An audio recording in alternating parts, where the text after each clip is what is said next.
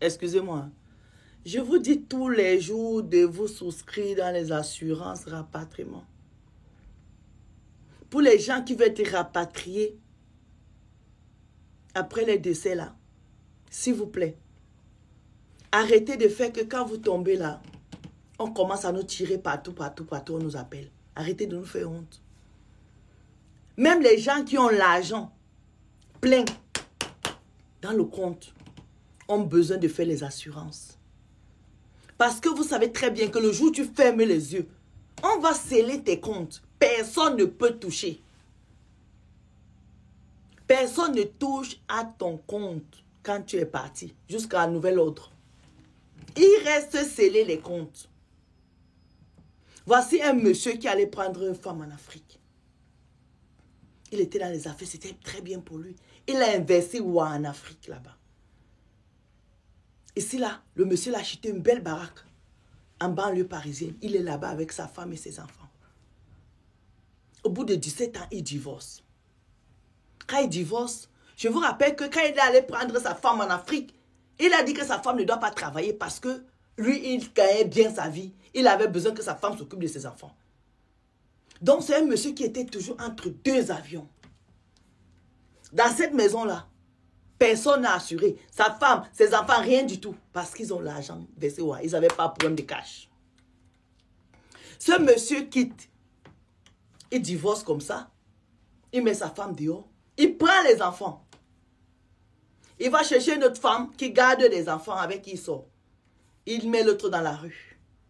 Parce que comme il a les moyens, elle n'a pas travaillé, donc il a la garde des enfants. C'est comme ça alors maintenant que le monsieur là va aux États-Unis pour ses affaires, il tombe là-bas. Le monsieur qui tombe aux États-Unis là-bas, il n'a pas d'assurance. Lui, apparemment de son vivant, il connaît l'enterré auprès de ses parents. Qui va envoyer son corps là-bas? Il n'y a pas l'argent. Maintenant, comme c'est un homme d'affaires, ses amis réussissent à rapatrier son corps. On dit à la mère de son enfant, donc la femme avec qui il a divorcé, que il faut que toi, tu prennes tes enfants, tu amènes en Afrique là-bas pour les obsèques de les pères. La dame l'a dit à sa belle famille que elle ne vient pas là-bas. Elle était divorcée, elle n'a pas besoin de venir. Celle qui doit venir là, c'est celle avec qui le monsieur vivait. Donc elle doit venir. La copine prend ses pieds et part. La maman refuse d'envoyer ses enfants. Que oh, mon enfant a 17 ans, je ne peux pas l'envoyer là-bas. Moi, je n'irai pas. Donc mes enfants sont mineurs, ils n'iront pas aux obsèques de leur papa. On a enterré le papa des enfants là. Les enfants n'étaient pas là. Quand la copine finit les obsèques de son gars là-bas, elle revient, elle rentre dans la maison.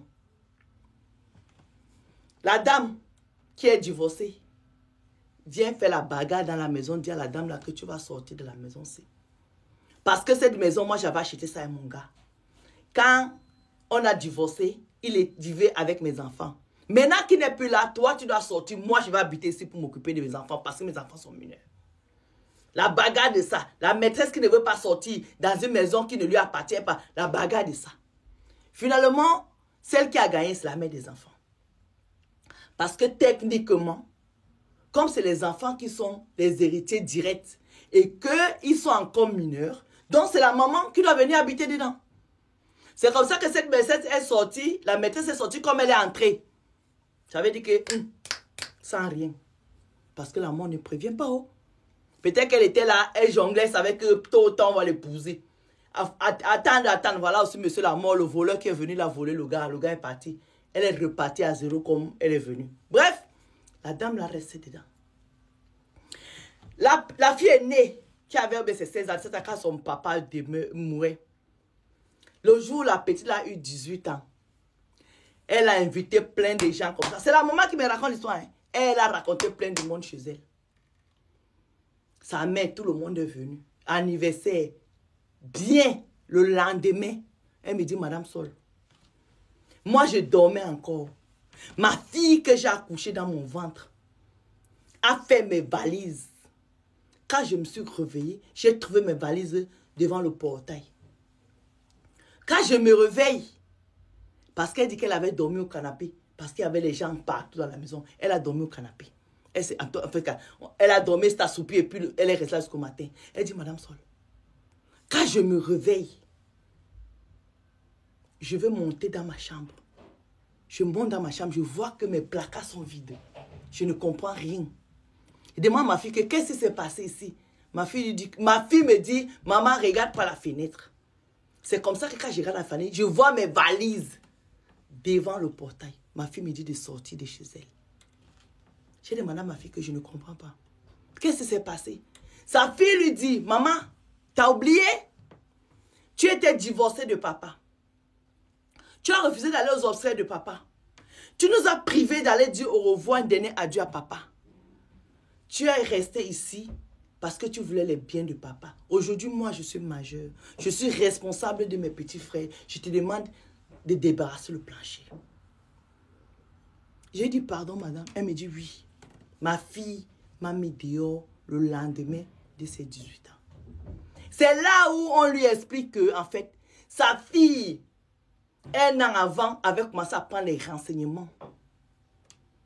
Si à 18 ans, elle peut être tutelle légale de ses petits frères, on lui a dit que oui, elle peut. Ce pays, c'est là où on vit. Qu'une gamine de 18 ans peut être responsable de ses petits frères. Le dernier a 14 ans. Donc la petite l'a chassé sa mère de la maison. Elle est restée dans la maison avec ses petits frères. Maintenant qu'elle a 18 ans, elle peut aller ouvrir les comptes de son pays. Elle a le droit d'ouvrir les comptes de son pays. Avec l'aide de l'avocat de son papa. La dame me dit, Madame Sol, je suis dans la rue. Est-ce que j'ai mal fait de protéger mes enfants? Je ne voulais pas envoyer mes enfants en Afrique pour les obsèques de leur papa parce que je connais ma belle famille. J'ai protégé mes enfants. J'ai dit, hein, les femmes divorcées là, s'il vous plaît, ça là, c'est pour vous. Venez un peu nous expliquer. Donc quand tu es divorcé de quelqu'un, tu refuses que tes enfants mineurs aillent aux obsèques de leur papa. Tu viens habiter dans sa maison. J'ai envie de comprendre. Tu viens habiter dans la maison là, où on t'a chassé. L'esprit du monsieur là même peut venir là-bas te chasser.